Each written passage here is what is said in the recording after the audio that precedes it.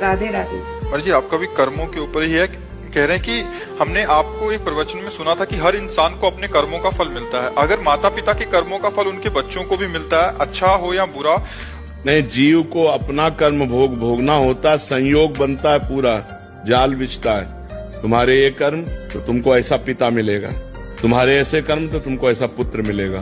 वो कर्म का पूरा विधान मिलाया जाता है और पूरा परिवार बनता है उस जाल में। ये माँ है, ये बहन है, ये भाई है, ये पिता है, ये रिश्ता है, ये नाता है। जिसको जितना भोगना है उतना उसको दुख भोगना पड़ेगा।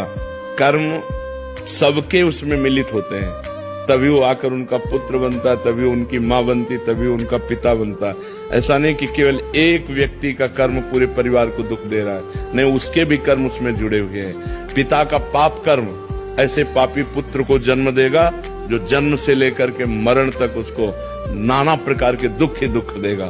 पिता का पुण्य कर्म ऐसे पुण्यात्मा पुत्र को जन्म देगा जिसको बचपन से देखते हुए जवानी तक, मरते समय तक हृदय शीतल रहेगा।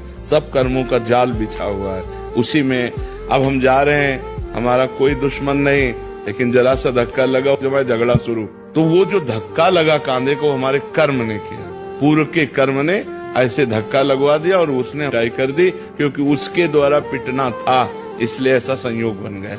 कर्मों का बड़ा सूक्ष्म स्वरूप है, उसका निर्णय करना बहुत कठिन है, वो तो केवल भगवान ही जानते हैं।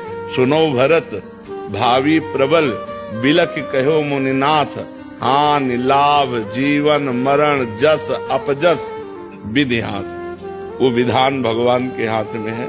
जब जहां जीव का जैसा कर्म होता है उसको भोगना पड़ता है, और वो एक कर्म के साथ बहुत से कर्म जुड़े हुए होते हैं।